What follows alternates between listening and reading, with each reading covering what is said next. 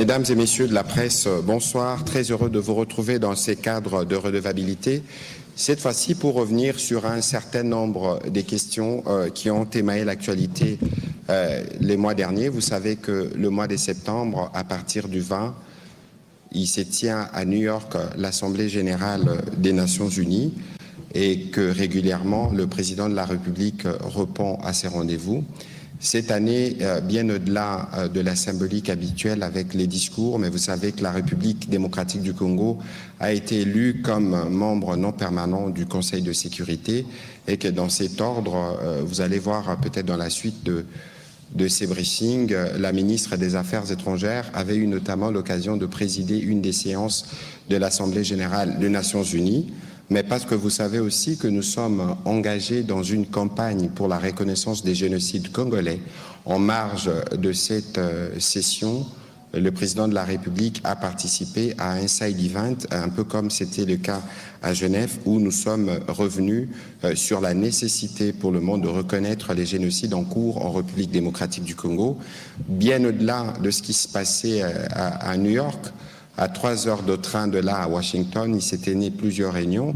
Nous aurons l'occasion de revenir notamment sur ce qui est ressorti des réunions du mécanisme de coordination de sécurité mise en place par l'accord et des réunions du comité conjoint de surveillance de l'accord. Pour revenir sur ce que je disais d'abord sur New York, il faut savoir que la République démocratique du Congo, ainsi que vous l'avez suivi, a été portée élu comme membre non permanent de cette institution, et la République démocratique du Congo entend faire entendre un nouveau son de cloche et de jouer un rôle constructif et positif pour enrichir la réflexion et l'action du Conseil de sécurité.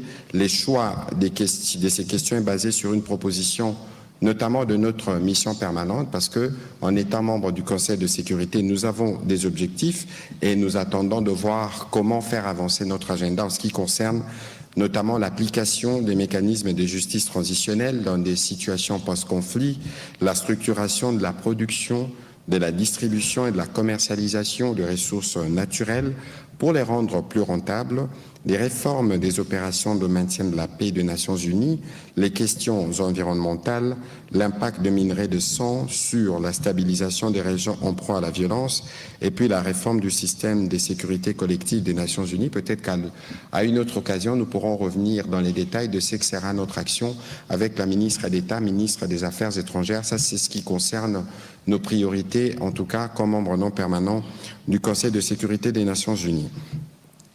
Et je disais donc tout à l'heure que le président de la République était à New York, et dans les discours que le président de la République a tenus, c'est un discours qui donne la position de la République démocratique du Congo sur plusieurs sujets majeurs qui concernent l'humanité, notamment la question de la lutte contre le terrorisme, la question de l'environnement, la question de l'intelligence artificielle ou d'autres enjeux vitaux et cruciaux pour l'humanité.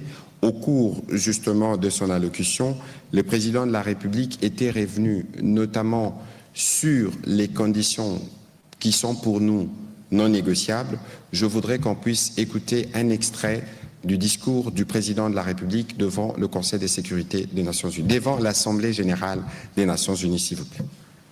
Je salue à cet égard le leadership du président Donald Trump, qui a créé les conditions d'un dialogue ayant conduit le 27 juin 2025 à Washington à la signature d'un accord de paix entre la République démocratique du Congo et le Rwanda.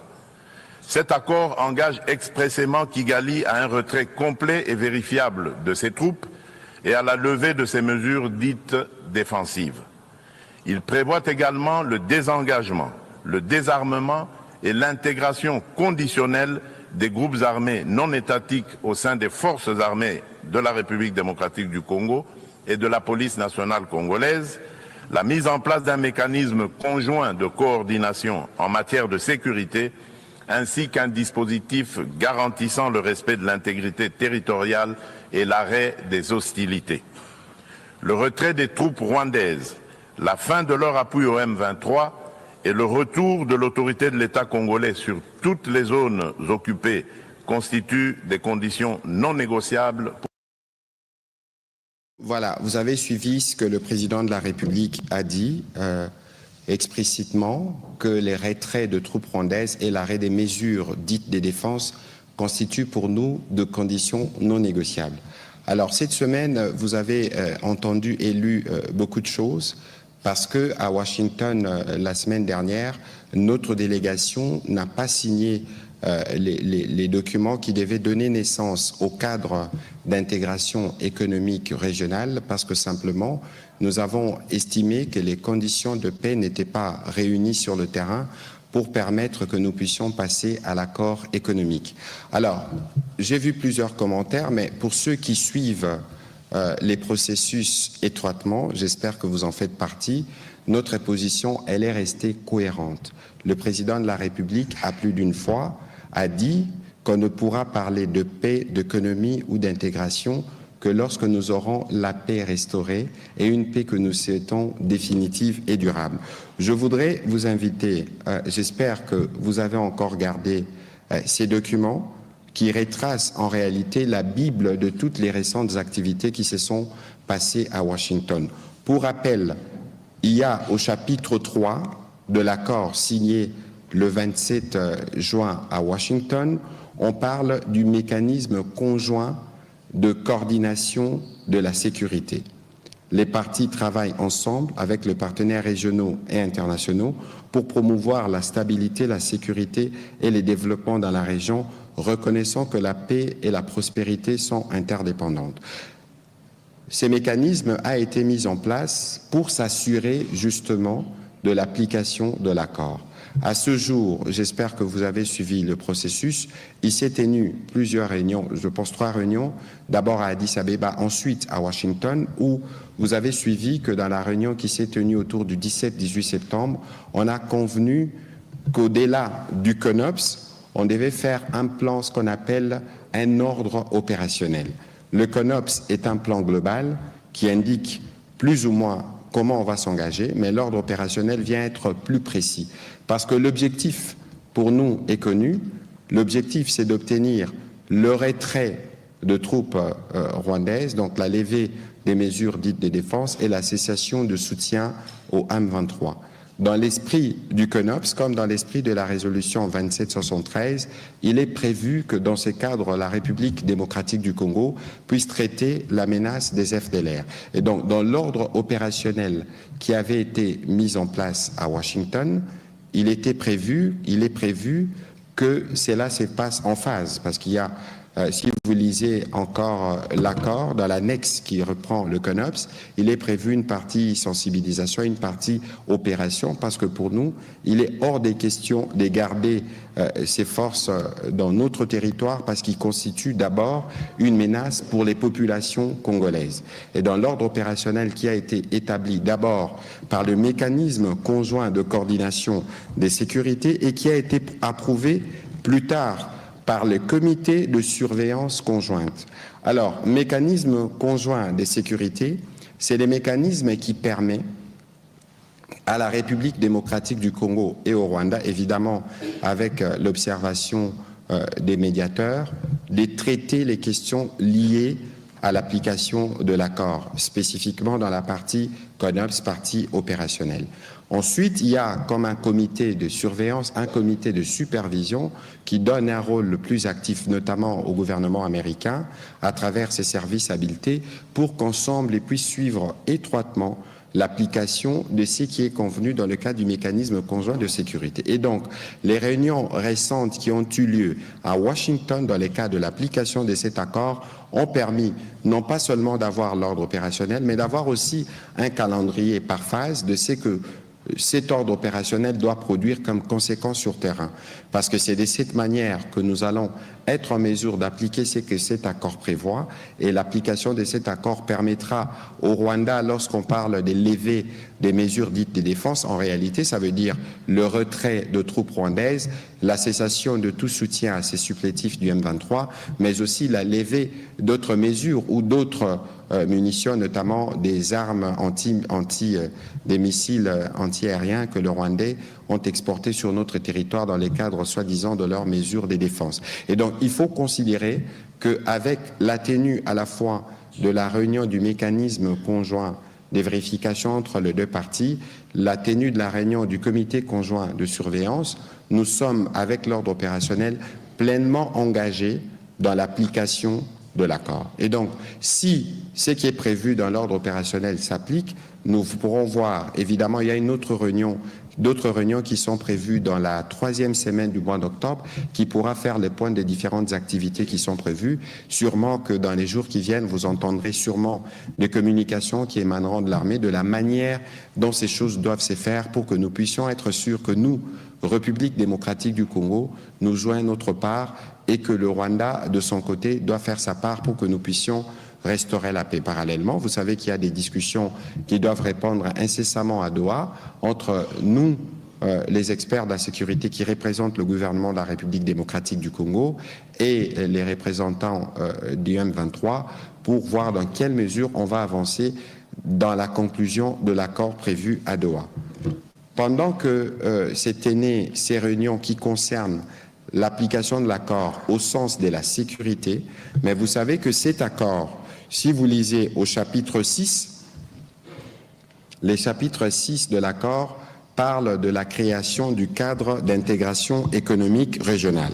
Ces cadres d'intégration économique régionale, évidemment, c'est les cadres qui doivent nous permettre, du fait que nous sommes des pays liés, et la nature nous l'a rappelé en 2021 avec l'éruption du Nyiragongo, de voir quel type d'activité économique nous pouvons développer. Et donc, dans le cadre du travail du cadre économique régional, je dois vous rappeler que, à l'instar de l'accord de Washington qui avait été précédé par une déclaration de principe, la création du cadre d'intégration économique régionale a aussi été précédée par un énoncé de principe. Ces publics s'étaient signés depuis le 1er août 2025 et les départements d'État avaient pris le soin de diffuser cet élément. Vous pouvez consulter évidemment sur Internet pour vous permettre de suivre ce qui est écrit. Les attentes et les objectifs des participants. Les participants affirment leur engagement commun à promouvoir la paix, la stabilité régionale et le développement économique durable. Et donc, comme vous pouvez le voir, et comme je le disais tout à l'heure, dans tous les textes, la paix est la première condition qui doit permettre aux autres conditions de pouvoir se mettre en place. Et dans ce que nous avons vu sur le terrain depuis le 27 juin, ce n'est pas les décors qui permettent le retour de la paix. Et donc, le président de la République, conformément à sa vision, est resté cohérent et nos négociateurs à Washington ont pris la position, le choix de ne pas signer. Cela ne veut pas dire que le travail qui avait été fait par nos experts, les experts américains et les experts rwandais tombe à l'eau. C'est un travail qui pourra évidemment s'appliquer les moments venus lorsque les conditions d'un retour d'une paix que nous voulons définitive et durable seront réunies. Et donc, nous, dans le cadre de nos objectifs, c'est d'abord la paix définitive, la paix durable. Ensuite, on peut parler des développements. Ensuite, on peut parler d'échanges. Ça aurait été mal compris, pas seulement par notre opinion, mais par nous-mêmes d'ailleurs, que nous signions un accord pour créer un cadre d'intégration économique régionale, alors que la pleine souveraineté, qui est une des conditions sine qua non posées par la République démocratique du Congo, n'est pas encore restaurée. Comment on peut penser pouvoir faire de l'économie dans un décor où, matin et soir, nos populations sont assassinées, où la gouvernance par crime s'est érigée en règle. Et donc, c'était pour nous un point sur lequel nous ne pouvons pas transiger. Ceci dit, dès que l'application de l'ordre opérationnel donnera les résultats escomptés, en ce moment-là, on pourra évidemment relancer la signature d'un document qui a été bien apprêté et qui reprend, je vous suggère de lire les énoncés des principes du cadre d'intégration qui prévoit notamment de comment on va collaborer dans les secteurs de l'énergie, dans les secteurs des infrastructures, des chaînes d'approvisionnement, des gestions de parcs nationaux et des tourismes. Toutes ces questions ont des questions qui ont fait l'objet de ces discussions. Et donc, parce que parfois, c'est pas toujours évident de comprendre ce qui se passe pour certains, je rappelle que nous avons un cadre avec le Rwanda, nous discutons à Washington, et nous avons à Washington obtenu un accord depuis le 27 juin. C'est cet accord qui a créé notamment les mécanismes conjoints de la coordination de la sécurité et la commission conjointe de surveillance, qui permet aujourd'hui d'avoir ce qu'on appelle en langage militaire un ordre opérationnel dont l'exécution permettra pour la République démocratique du Congo de traiter la menace des FDLR et pour le Rwanda de retirer ses troupes et tout ce qu'ils ont apporté comme munitions sur notre territoire, évidemment, avec une cessation de soutien au M23. Ensuite, nous avons le cadre d'intégration économique régionale parce que l'accord venait spécifiquement traiter la question de la sécurité comme la question de l'économie. Et donc, dès qu'on aura fini ce qui est sécuritaire, on va embrasser la partie économique pour laquelle les textes sont prêts, les cadres sont préétablis, mais les signatures n'ont pas été apposées jusqu'à ce que nous aurons obtenu ce que nous souhaitons pour que la paix et la sérénité puissent régner dans cette partie du territoire.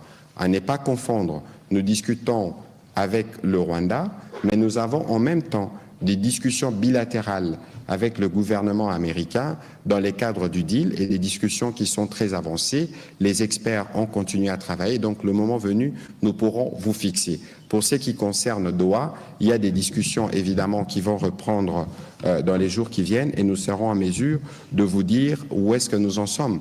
N'oubliez pas qu'à Doha, il y avait notamment la question de la mesure, des mesures de confiance, et vous avez vu qu'il y a un accord qui a été trouvé autour, un mécanisme qui a été établi autour du Comité international de la Croix-Rouge qui permettent de traiter notamment la question des prisonniers et les questions sur les mécanismes de cessez-le-feu ont commencé à être abordées et qui feront l'objet de la continuité des discussions qui pourront aussi finir par un accord. Et donc, voilà plus ou moins ce que je pouvais dresser en termes d'introduction comme tableau de la situation générale pour que chacun de nous ne puisse pas s'est trompé par rapport au fait que nous n'avons pas signé. Et ici, je vous rappelle la cohérence de notre position depuis les débuts de ces conflits.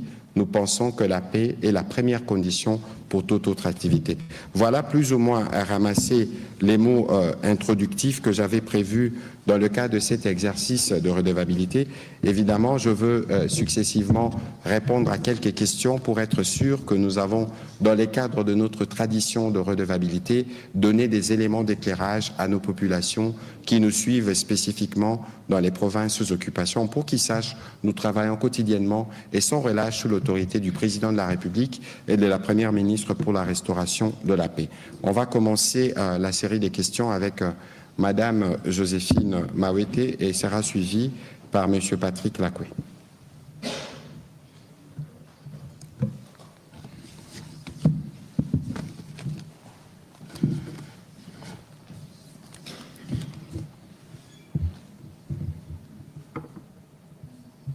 Merci Monsieur le Ministre.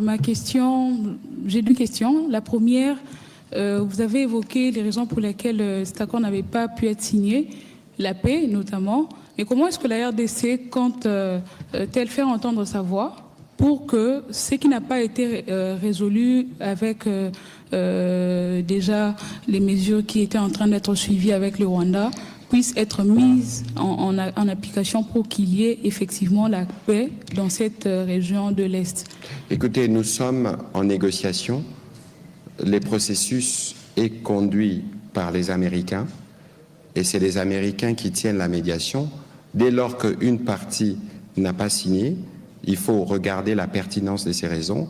Et les raisons sont tellement évidentes parce que pendant que nous sommes en discussion, vous avez suivi par exemple en juillet le massacre des civils avec un ciblage ethnique qui a eu lieu dans le Rutshuru.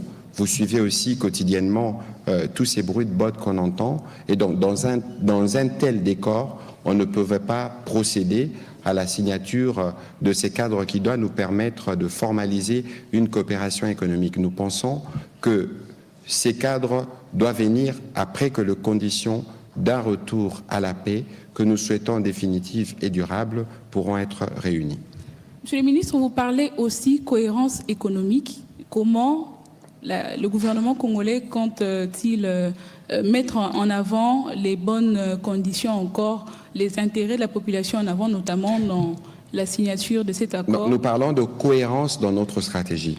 Évidemment, c'est une question épineuse lorsqu'on veut parler d'économie dans un contexte où il y a les bourreaux qui tuent.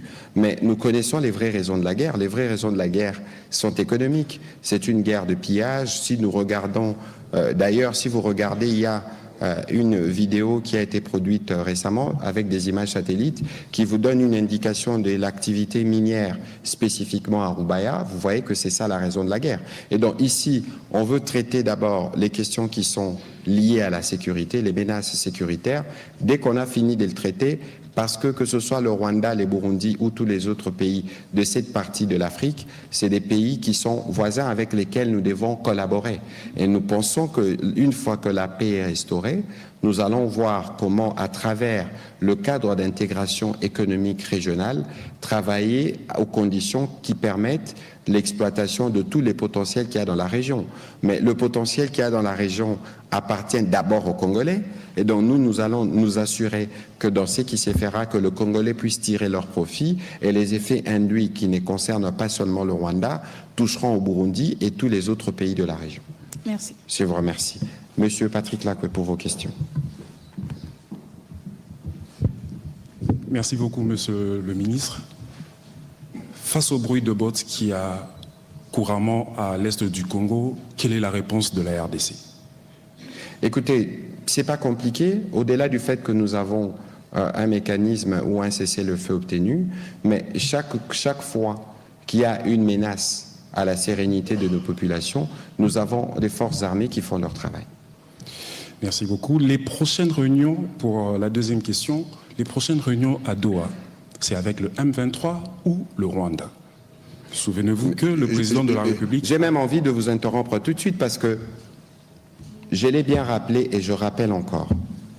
Washington, c'est le cadre des discussions bilatérales entre la RDC et le Rwanda. Et Doha, c'est le cadre des discussions entre les M23 et la RDC, si je peux m'exprimer ainsi. Voilà, c'est que la question c'est pourquoi ne pas le faire avec celui qui donne l'ordre au pantin au lieu de rester sur les pantins qui commencent à prendre un peu de volume. Bon, écoutez, de toute évidence, il ne faut pas suivre les agitations que nous voyons.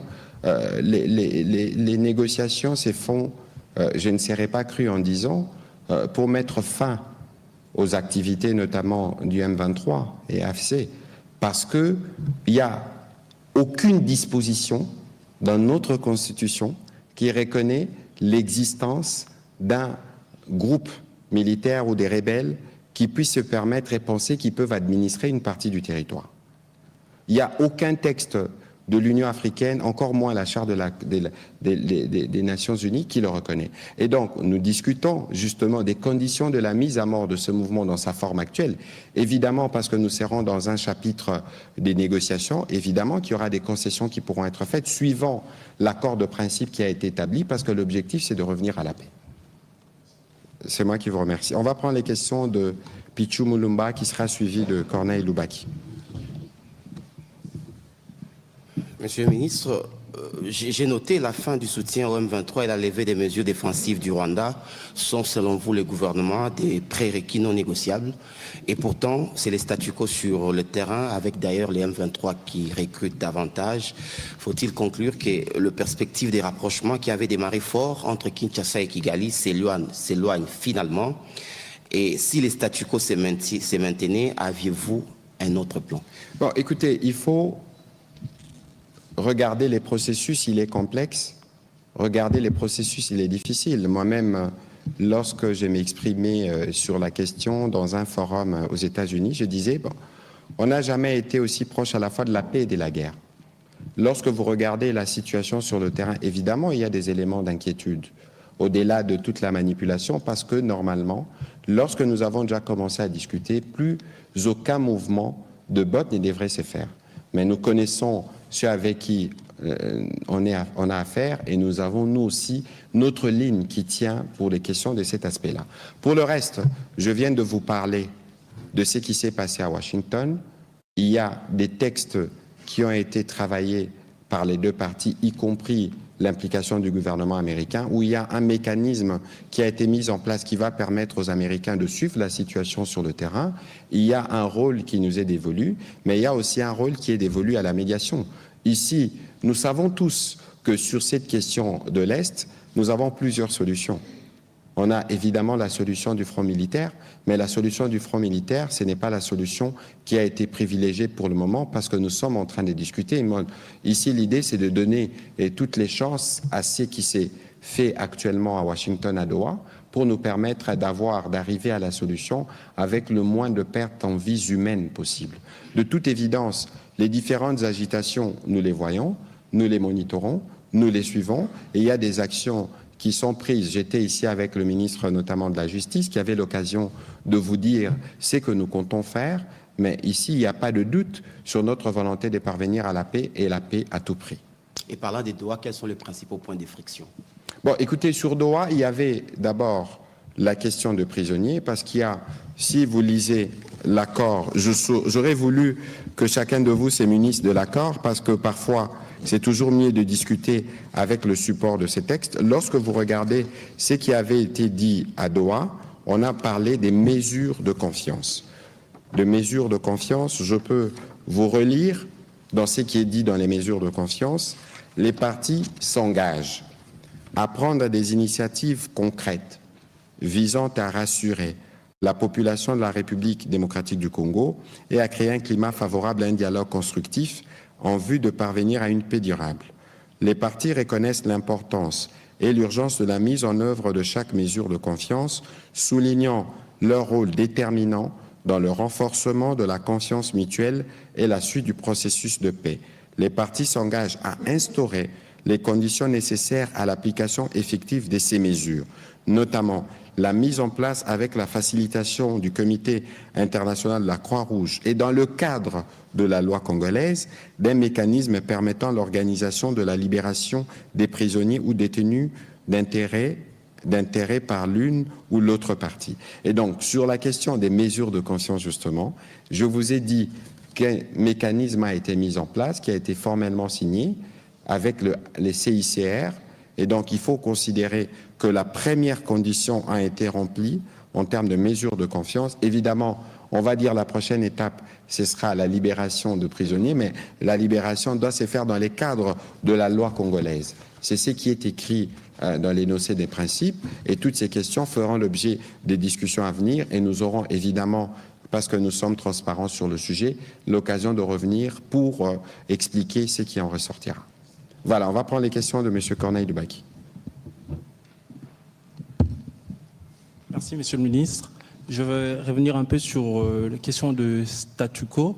J'ai deux petites préoccupations. D'abord, on avait suivi, parlant de l'Assemblée générale de l'ONU, le président Trump qui s'est vanté tant soit paix de la paix entre la RDC et le Rwanda, mais quand on sait que les choses tangent, est-ce qu'à ce point-là, on pourra dire que jusqu'à ce jour, Kinshasa fait toujours autant confiance aux États-Unis où le pays reste ouvert à d'autres voies de médiation d'autres pays?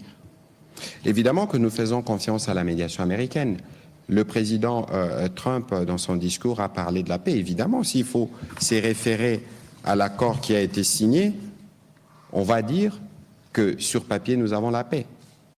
Mais il y a une distance entre les volontés coulées sur un document diplomatique et la réalité effective sur le terrain. C'est pour ça que nous continuons. Je vous ai dit tout à l'heure, en parlant de réunions de mécanismes de coordination de la sécurité, ou en parlant de la réunion du comité conjoint de surveillance, ça se tient avec la présence des experts américains. Et donc, il faut considérer que les services américains sont pleinement au courant de la situation sur le terrain, et on va continuer à travailler à la fois avec nous et la partie rwandaise dans l'application de ce qui avait été convenu. C'est pour ça que je vous ai parlé de l'ordre opérationnel qui permettra la mise en œuvre du CONOPS. C'est en ce moment-là qu'on pourra, à la fin de l'exercice, avec le comité des surveillances qui est comme un comité de supervision dirigé par les Américains, ils pourront faire le point et prendre évidemment d'autres mesures qui s'imposent dans l'hypothèse où là, un acteur ne s'acquitte pas des responsabilités qui sont les siennes pour permettre le retour de la paix que le président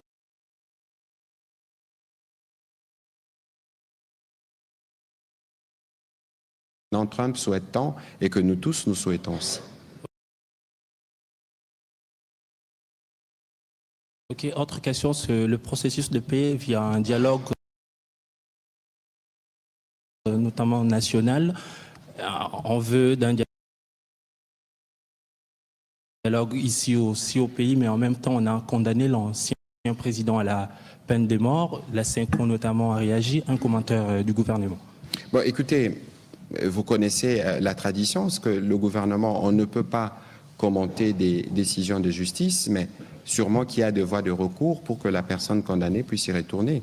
Ici, pour ce qui concerne le dialogue au niveau national, il vous souviendra qu'une feuille de route a été annoncée par les différentes confessions religieuses qui ont été élargies, pas seulement, qui ne se sont pas limitées simplement aux catholiques et aux protestants. Et donc, le moment venu, les garants de la nation, le président de la République, qui, en l'occurrence, s'est déjà montré disposé, pourra communiquer son agenda pour permettre à cette initiative de voir le jour. Merci. On va prendre les questions de M. Touvert et puis qui seront suivies de M. Benoît Nimba. Merci, Monsieur le ministre, pour la parole. Une photo vaut 1000 mots. Aujourd'hui, deux autorités implantées par le M23 posent avec armes les deux vice-gouverneurs au gouvernorat. Doha a dit qu'il faut des mesures de confiance. Comment la population de Goma peut-elle interpréter cette pose? Écoutez, je suis très mal placé. D'abord, je n'ai pas vu, mais tout ce qui ressort de cette partie, c'est beaucoup d'agitation. C'est beaucoup d'agitation simplement parce qu'on sait que c'est une aventure qui ne durera plus longtemps. Dans la forme actuelle, il ne faut pas rêver. Et donc, les messages qui veulent passer, c'est les messages de la criminalité. C'est évident que si vous êtes disposé pour la paix, vous montrez dans l'attitude. Lorsque nous, quotidiennement, nous suivons la situation sur le terrain, c'est des intimidations, c'est des assassinats. Et lorsque vous me dites, je n'ai pas vu qu'ils osent se brandir en armes, ils vous montrent clairement ce qu'ils font de ces armes, ce qu'ils utilisent contre les civils. Et ne vous y trompez pas, tous les actes, tous les crimes qui sont quotidiennement commis sont enregistrés et les moments venus, la composante judiciaire, on en a parlé ici, ne sera pas oubliée parce qu'il est hors des questions de consacrer un régime d'impunité dans un contexte où vous avez des gens qui pensent que c'est par la terreur qu'ils peuvent se faire accepter, mais la population de Goma, celle de Bukavu et d'autres parties du territoire démontrent quotidiennement que ces gens ne sont pas les bienfaits. C'est clair. Monsieur Benyanyemba. Oui, Excellence. Aujourd'hui, la CICR a lancé une alerte sur l'accès de soins de santé qui devient de plus en plus inaccessible au Nord Kivu. Quelles sont les alternatives que le gouvernement propose sur ces problèmes? Deuxième question, Excellence. Il y a un communiqué qui a circulé la semaine passée de ceux qui gèrent Nord et Sud Kivu, mettant en cause tous les documents délivrés par Kinshasa. Je parle de carte de résidence ou visa, ils commencent à refuser tous les documents délivrés de l'administration de Kinshasa. Et quels sont vos commentaires? Merci. Bon, écoutez, de toute façon, comme je l'ai dit, il y a beaucoup d'agitation. Ne vous y trompez pas. Goma, Bukavu font partie de la République démocratique du Congo. Et il est hors des questions, pour ceux qui sont là, de penser qu'ils peuvent poser des actes qui changent, notamment les règlements en matière des déplacements de population ou même des expatriés. Ne vous y trompez pas. Et c'est clair, et nous l'avons dit, nos populations qui sont dans les villes de Goma n'ont pas, par exemple, besoin de payer un laissez-passer ou un tenant-lieu, un document établi par les occupants qui sont illégitimes pour penser faire des déplacements. C'est pour ça qu'il y a eu une instruction qui a été donnée aux compagnies aériennes. Mais par contre, toutes nos ambassades environnantes sont instruites pour que tous les Congolais qui sortent de cette partie du territoire, s'ils veulent venir à Kinshasa, on leur délivre gratuitement un document qu'on appelle sauf-conduit qui leur permettra de s'émouvoir. Pour le reste, je ne sais pas si ce que vous me dites est authentique parce qu'ils sont coutumiers notamment de faire de la grosse manipulation pour tenter de légitimer une forme des gestions, mais tout ça, c'est des actes qui démontrent simplement que la fin est proche. Et nous disons à tous les Congolais qui sont ici et qui sont là-bas de ne pas prêter foi à de tels actes et à carrément les déconsidérer.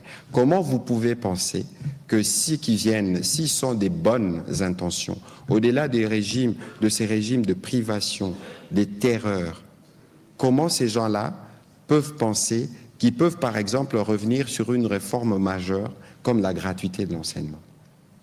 Et dans tout ça, vous voyez qu'il n'y a qu'un seul agenda, imposer la souffrance. Alors, sur la question que vous posez, les soins de santé, mais évidemment, dans un tel décor d'insécurité, dans un décor où l'aéroport, qui est l'une des voies d'approvisionnement est fermée, dans un décor où ceux qui y sont par défi ou par crime, comment pensez-vous, par exemple, que le personnel de santé, qui a été particulièrement ciblé, souvenez-vous, ici, dans un briefing avec le ministre de la Santé, lorsque nous donnions les bilans par zone de santé, parce que le ministère de la Santé est organisé, un peu à l'image de services d'intelligence, il reçoit des rapports de zone de santé au quotidien. Les agents de santé ont été ciblés, notamment parce qu'ils renseignaient sur le nombre de morts. Et donc c'est tout à fait normal que dans des conditions comme celle-là, qu'il y ait des difficultés. Mais nous, le gouvernement, l'alternative, c'est de continuer à travailler, notamment avec des agences humanitaires. C'est pour ça qu'il est impératif, au-delà de tout ce qu'il y a comme problème de sécurité sur le terrain, de laisser les couloirs aux humanitaires qui leur permettent d'apporter l'appui à nos populations. Et de ce point de vue, le gouvernement ne se dérobe pas et nous nous assurons, nous vous avions parlé en début février, on parlait notamment des dons des sons qui ont été pris à Kinshasa, mais qui ont été acheminés à travers les moyens des humanitaires pour nous assurer que pour nos populations qui sont en souffrance et pour nos populations qui ont besoin d'appui, que leur appui leur parvienne, que l'appui leur parvienne. Les instructions données aux compagnies aériennes, est-ce qu'on peut avoir de détails? Comment? Les instructions que vous venez de dire, vous avez donné des instructions. Bon, je pense qu'on aura peut-être dans un des cadres organisés l'occasion d'avoir les précisions de la DGM qui s'occupe de la migration, mais ce que je sais, c'est que les autorités de fait ne sont pas en droit d'établir un quelconque document qui s'appelle tenant lieu ou que ça s'appelle comment, qui puisse être reconnu par les compagnies aériennes parce qu'ils ne sont pas en droit de le faire. Et pour nos populations qui ont besoin de se déplacer, ils ont la possibilité, à travers les ambassades des pays limitrophes, d'avoir un document qui est gratuit, qui s'appelle Sauf-Conduit, pour leur permettre de se déplacer et de venir à Kinshasa. Voilà, merci. On va prendre les questions de Fabrice Yembo. Apparemment, il n'y a plus de questions en français, donc on va switcher sur le lingala. C'est qui le prochain? Il y a Amédée. Amédée, allez-y, parce que je vais terminer à la question en lingala. S'il vous plaît. Et puis, ce sera Martin Moudimbi.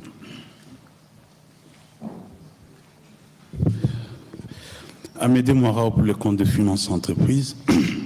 Excellence, dernièrement, quand je suivais Massad Boulos, j'avais l'impression d'écouter un porte-parole du gouvernement rwandais.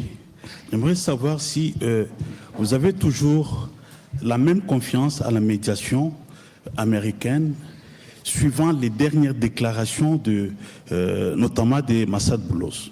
C'est la première question. Bon, écoutez, nous avons, dans le cadre de ces négociations, des lignes rouges qui sont connues. Dans le cadre des discussions avec notamment le Rwanda, nous avons un accord.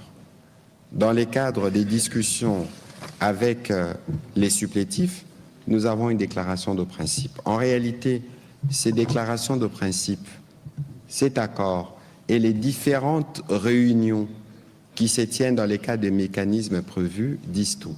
Et donc, je n'ai pas personnellement suivi tous les sens de ce qu'il a été dit, de ce que Massad Boulos a dit, mais ici, il faut considérer que nous continuons évidemment, je l'ai dit tout à l'heure, sur la médiation américaine. Je pense que ces déclarations étaient tenues en marge des assemblées générales vers fin septembre, mais je vous ai dit tout à l'heure qu'on a eu des discussions dans le cadre de la joint du comité de surveillance ou du mécanisme conjoint sous médiation américaine. Et donc, il y a évidemment dans ces déclarations, si ces déclarations ont fait l'objet d'une quelconque confusion, je pense que nos équipes les lui ont notifiées, parce qu'il n'a sûrement pas, peut-être qu'il faut le lui concéder, les reculs que nous avons dans la compréhension de certains concepts. Parce que nous avons, par exemple, ici, lorsqu'on parle d'intégration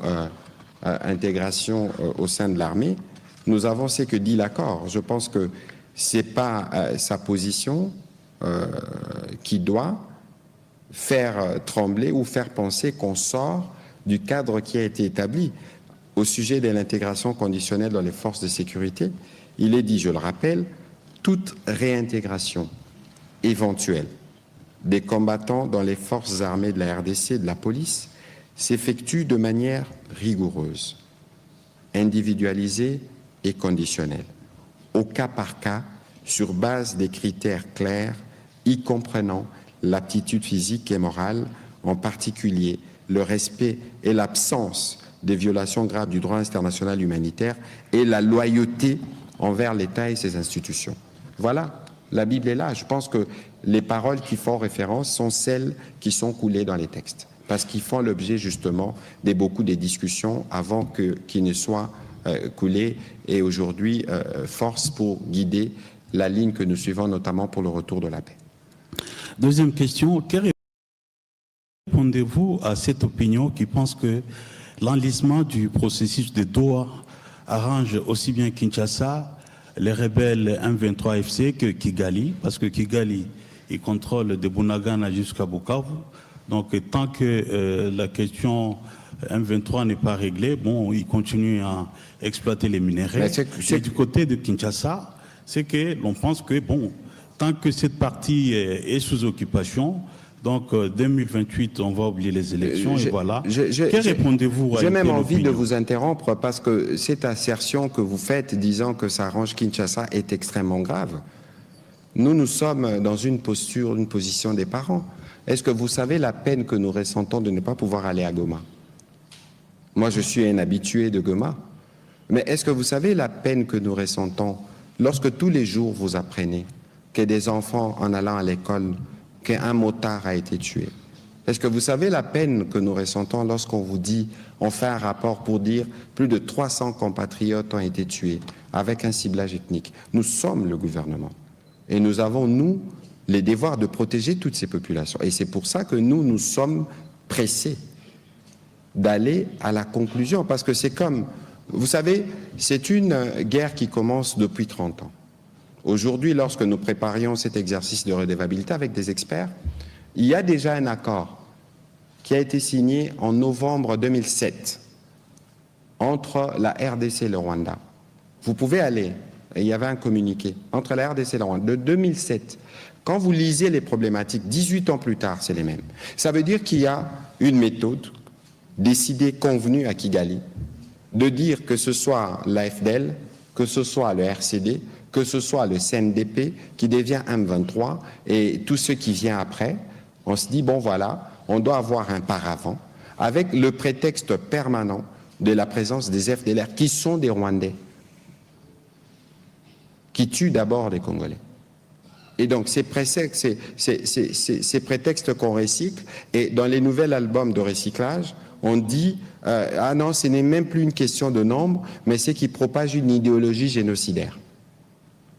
Alors, à se poser la question, cette idéologie, comment ils la répandent? Parce que moi, nous suivons des radios, nous suivons des médias. Et donc, il faut considérer que cette fois-ci, la détermination du président de la République, c'est de nous amener à en finir une bonne fois pour toutes. C'est pour ça que sous médiation américaine, souvenez-vous des propos que le président de la République a dit dans son discours devant l'Assemblée générale des Nations unies. Cette médiation nous a permis, à travers cet accord, de régler les problèmes les plus urgents. Les problèmes les plus urgents, c'est un problème de sécurité. Bon, si on a le prétexte, on pense qu'il y a les FDLR, allons-y, terminons-en. Et puis, retirer ce qu'ils appellent mesures de défense, qui en réalité signifie présence de troupes rwandaises, et présence des armes sur notre territoire. Ils ne devraient jamais y être. Et donc là, pour nous, ils doivent quitter. Et ils doivent quitter cette fois-ci, une fois pour toutes. Alors, lorsqu'ils auront quitté, parce que nous sommes des pays voisins, je disais tout à l'heure que la nature nous l'a rappelé en mai 2021. Lorsqu'il y a eu irruption du Nyiragongo, vous avez vu que les conséquences ont touché Rubavu à côté. Et donc, et le président de la République, je rappelle ce qu'il a toujours dit, et c'est que nous partageons, c'est que nous n'avons pas des problèmes avec les peuples rwandais. C'est le régime rwandais qui a développé un mécanisme de pillage, des tueries et des corruptions dans l'est de notre pays qui est le problème. Et cette fois-ci, autour des Américains, des Qataris, mais aussi de l'Union africaine, de l'Union européenne, de tous les acteurs impliqués, on veut en finir. Et donc, il faut considérer que les processus dans lesquels nous sommes, il est sensible.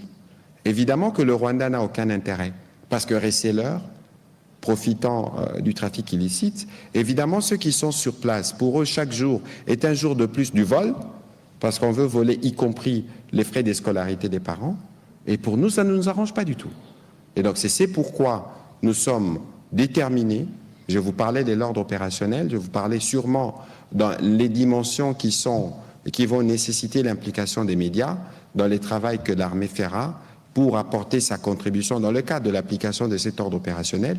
Vous serez associés, vous serez au courant, parce que nous voulons arriver à la paix. Et nous allons y arriver.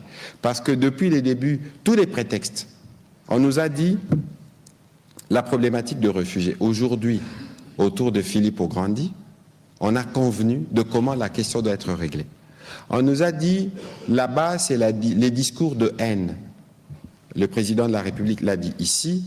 Nous sommes ici, porte-parole du gouvernement, vous êtes là, nous ne partageons pas, une quelconque forme de discours de haine contre les compatriotes, Tutsis, ou qu'importe la communauté. Nous sommes un pays pluriel, avec toutes ces tribus et ces ethnies, nous avons toujours vécu en harmonie. Vivre en harmonie ne veut pas dire qu'il n'y a pas des problèmes ou qu'il n'y a pas de difficultés. Mais lorsqu'il y a des difficultés, elles ne doivent pas se régler par les armes. Parce que quoi qu'il en soit, que ce soit sur la question de réfugiés, que ce soit sur la question du discours de haine, ou sur la question des FDR, comment pensez-vous que ces problèmes peuvent être durablement réglés lorsque vous amenez les armes? Comment pensez-vous que vous pouvez commencer à tuer les membres d'une communauté ou des autres communautés sous le prétexte de protéger une communauté? Mais cette communauté, vous l'exposez. Heureusement que nous avons un discours clair, un discours d'unité, un discours d'acceptation et un discours où les Congolais veulent vivre ensemble. Et vous avez plusieurs fois suivi ici à la télévision nationale nos compatriotes Banyamulenge, le ministre Aguissar a eu l'occasion de le dire, qui n'ont jamais donné mandat à qui que ce soit de se présenter comme leur défenseur, parce que leur défenseur, c'est le président de la République, qui déjà en 2019, à Londres, avait dit les Banyamulenge sont de Congo. Et donc vous voyez que dans tout ce qu'il y a, ce sont des prétextes, et là nous sommes dans la dernière ligne droite pour mettre fin à tous ces prétextes. Oui, Excellence, vous parliez de ligne rouge. Et là, vous dites qu'on est dans la dernière ligne droite à ce qui concerne les processus de Doha. J'aimerais savoir quand même, en termes de timing, jusqu'à quand Kinshasa va continuer à tolérer à ce que le processus de Doha se pérennise? Bon, écoutez, quelqu'un l'a dit tout à l'heure. Nous savons pertinemment bien que ceux qui sont à Doha dépendent de ce que dit Kigali. Nous savons aussi que nous avons autour de nous des médiateurs, notamment américains et qataris, qui ont des leviers d'influence. Mais ici, ceci dit, il y a des problèmes qui vont soulever. Il va se poser évidemment un problème d'intégration dans l'armée. On a dit tout à l'heure, il va se poser un problème de DDRCS, de démobilisation, des réinsertions. Souvenez-vous de la feuille de route de Luanda, novembre 2022. C'est pour ça que nous disons toujours qu'il ne faut pas lire le processus sur base que de ce que nous avons. Il y a un ensemble de choses qui doivent être faites, évidemment, pour certaines, dans les cadres de l'accord de principe de Doha, on les fera avec ceux qui sont concernés. Et nous voulons que ça aille vite. Et nous espérons que nous allons y arriver parce qu'à la fois les Qataris et les Américains ont besoin d'arriver à la conclusion et le président Trump, s'il a déjà annoncé la paix devant toutes les nations du monde, ça veut dire qu'il est particulièrement préoccupé et que les Américains pourront, le moment venu, utiliser davantage de leviers pour que nous atteignions cet objectif. On va prendre les questions de... J'avais une dernière question. S'il vous plaît, s'il vous plaît. On va prendre les questions en série de Martin Moudimbi, Pascal Moulegua et Clément Mwamba. Et on terminera avec Fabrice Anlingala. S'il vous plaît. Une question, s'il vous plaît, parce que nous sommes à la conclusion de cet exercice. Merci, Excellence, pour la question. On l'a suivi à travers les discours du président de la République. Kinshasa continue à faire confiance au président américain pour résoudre de la question de l'Est. Alors, vous étiez à New York, beaucoup espéraient cette rencontre au sommet entre Tshisekedi et Trump. Pourquoi cette rencontre n'a pas eu lieu? C'est une très bonne question. Parce que à New York, c'est comme une assemblée générale. Tous les pays du monde appartiennent aux Nations Unies. En septembre, on y va, nous tous les pays du monde y vont pour donner leur position. Il n'a jamais été prévu que le président de la République rencontre son homologue américain. Et d'ailleurs, si vous regardez, je n'ai pas suivi toutes les activités, je n'ai pas vu les présidents américains recevoir des chefs d'État. C'est pas dans la tradition, c'est venir faire son discours, avoir des side events. Évidemment, s'il y a des sujets, s'il y a des besoins, cela devrait se faire, mais cela n'a pas été prévu. Et donc, il faut arrêter d'avoir des spéculations. Le président ne s'est pas déplacé à New York pour aller voir son homologue américain. Le président s'est déplacé à New York pour aller donner la position de la RDC sur les grands sujets du monde. Il est allé à New York parce que la RDC va devenir membre permanent du Conseil de sécurité, parce que la RDC devait tenir notamment un side event autour de la reconnaissance internationale du génocide, des génocides commis en RDC. C'est pourquoi le président s'est déplacé. Voilà. Merci. On va prendre les questions de Pascal Moulegua. Monsieur le ministre, puisque vous parlez de Doha, il y a le processus de libération des prisonniers qui est avec un entremetteur comme le CICR. Y a-t-il des cas exclus parce que parmi ces personnes, il y a notamment des condamnés de justice? Allez-vous mettre pas la justice quand elle a déjà condamné quelqu'un? Vous parliez également de l'intégration des rebelles dans les forces de sécurité. Êtes-vous au courant d'une résolution de l'Assemblée nationale qui vous interdit, vous, en tant que gouvernement, que quelles que soient les circonstances, on ne peut nullement envisager d'intégrer un combattant de groupe armé dans les forces de sécurité? Puisque ce processus est mené par le gouvernement, allez-vous aussi mettre au pas le Parlement? Bon, écoutez, il faut éviter de faire un tel mélange. Nous avons les textes qui parlent. Quand vous parlez d'intégration, j'aurais voulu que vous puissiez rajouter conditionnel. Encore une fois, l'intégration conditionnelle mise ici, ça veut déjà dire un début de vetting. Parce qu'on va se dire, Monsieur Pascal Moulegua, je ne voudrais pas citer votre nom en exemple, parce que, justement, Monsieur tel a commis tel crime. Parce que je dois rappeler ici que le président de la République ne tolère aucune forme d'impunité. Et vous avez suivi les ministres d'État, ministres de la Justice ici, aucune forme d'impunité pour qui que ce soit d'ailleurs. Cela doit être bien clair. Et donc ici, nous avons déjà un point qui permet de faire ces vettings-là, et je souhaite que cela soit bien compris. Et c'est dans le même esprit que cela sera fait dans les discussions à venir. Alors, il ne faut pas oublier que dans un tel processus, évidemment, il y a des concessions qui devront être faites les moments venus. Je ne sais pas ce qu'il en est exactement, mais il ne faut pas oublier qu'il y a toujours de prescriptions. Des crimes de guerre, des crimes contre l'humanité, des crimes de génocide. Et donc, il y a évidemment de critères comme ceux-là qui ne seront pas oubliés. Vous avez suivi le ministre d'État, ministre de la Justice ici. Ici, c'est que nous voulons. Ce n'est pas seulement de parvenir à la paix, mais c'est de nous assurer qu'on a créé les conditions pour que ceux qui se recyclent depuis 30 ans ne se recyclent plus.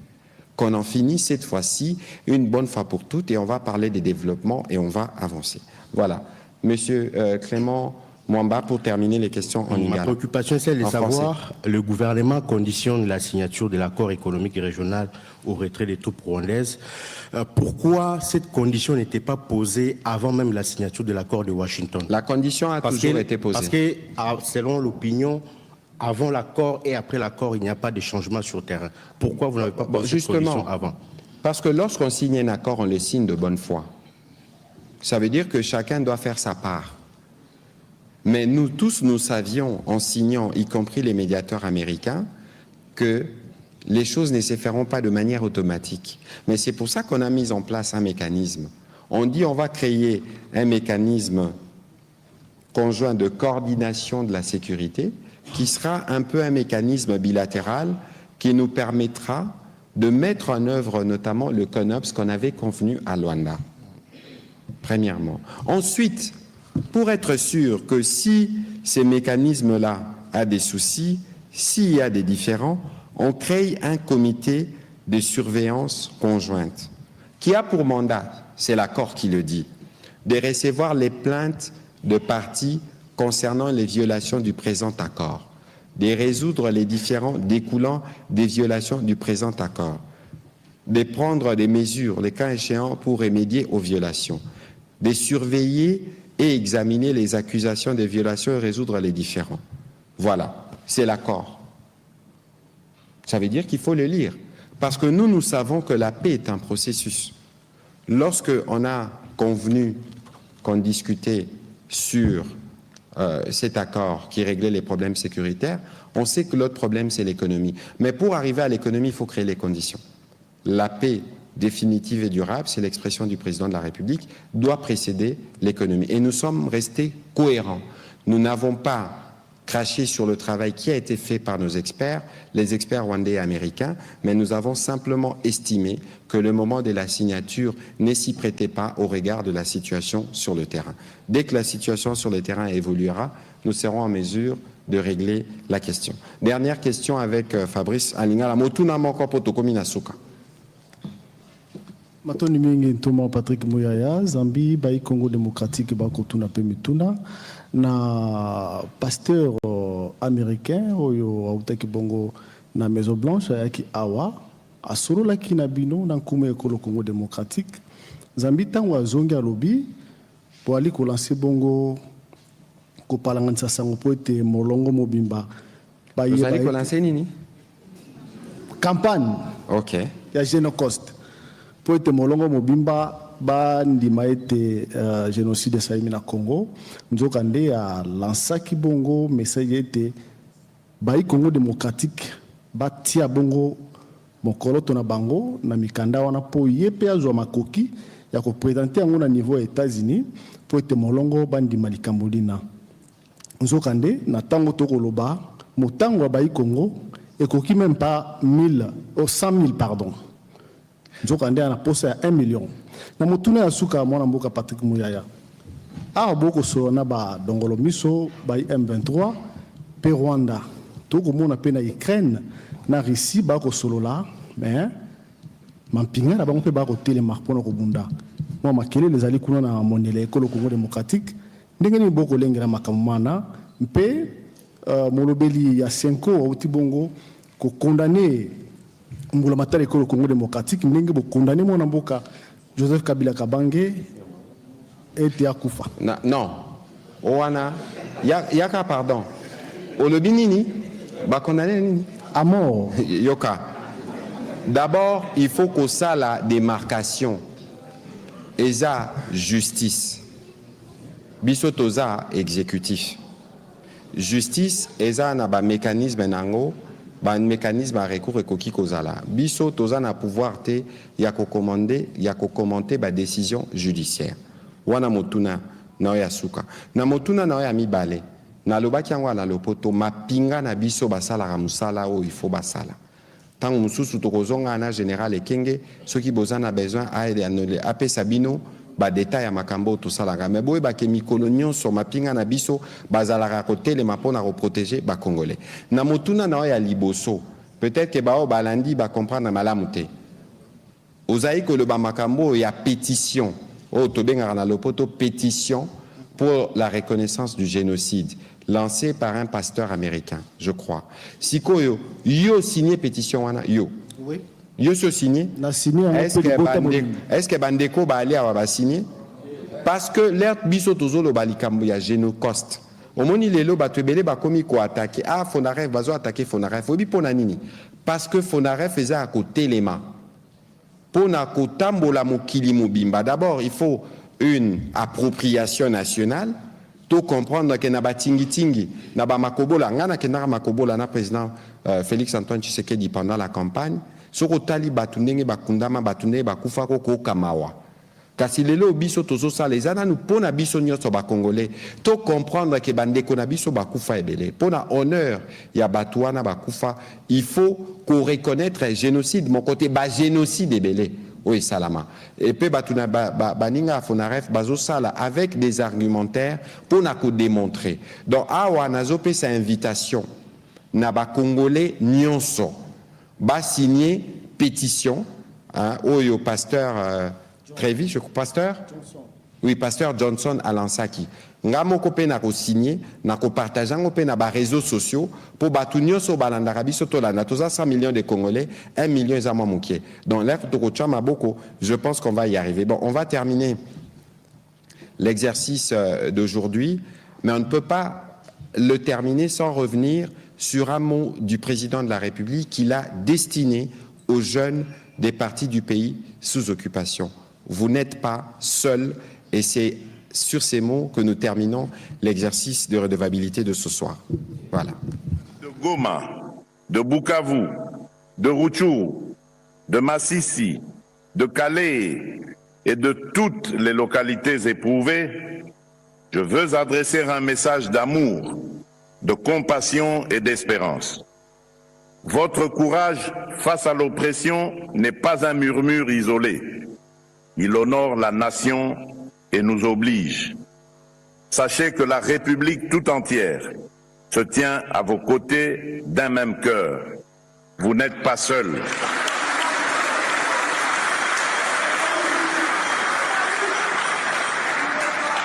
Le prix de la résistance que vous payez est la sève d'un Congo nouveau. Garant de la nation, j'ai pris l'engagement personnel d'œuvrer sans relâche pour abréger vos souffrances, rétablir la paix et la sécurité et hâter le retour à la vie normale sur l'ensemble du territoire national.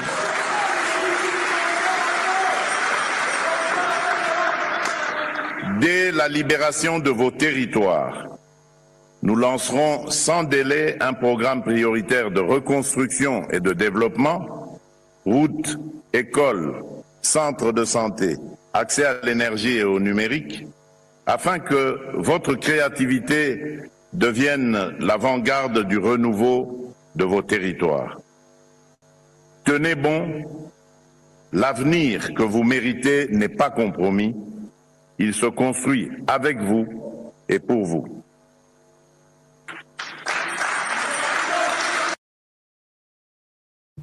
Voilà, merci et bonne soirée chez vous.